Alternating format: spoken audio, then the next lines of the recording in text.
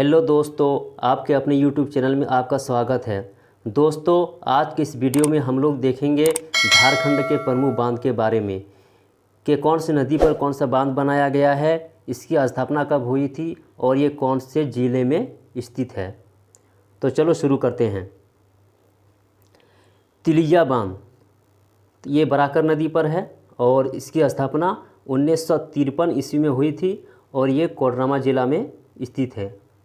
कोनार बांध ये कोनार नदी पर है और इसकी स्थापना 1954 ईस्वी में हुई थी और ये हजारीबाग ज़िला में है। मैथन बांध ये बराकर नदी पर है और इसकी स्थापना 1958 ईस्वी में हुई थी और ये धनबाद ज़िला में स्थित है।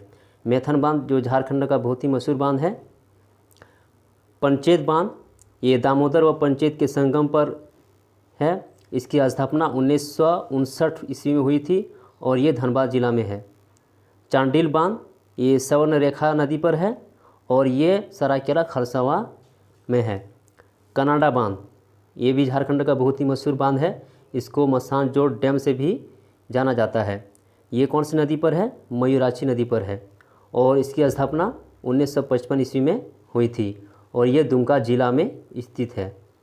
नलकरी बांध ये नलकरी नदी पर है और इसकी स्थापना 1968 ईस्वी में हुई थी। ये रामगढ़ ज़िला में स्थित है। गेतल सूद बांध ये स्वर्णरेखा नदी पर है और इसकी स्थापना 1971 ईस्वी में हुई थी और ये रांची ज़िला में है।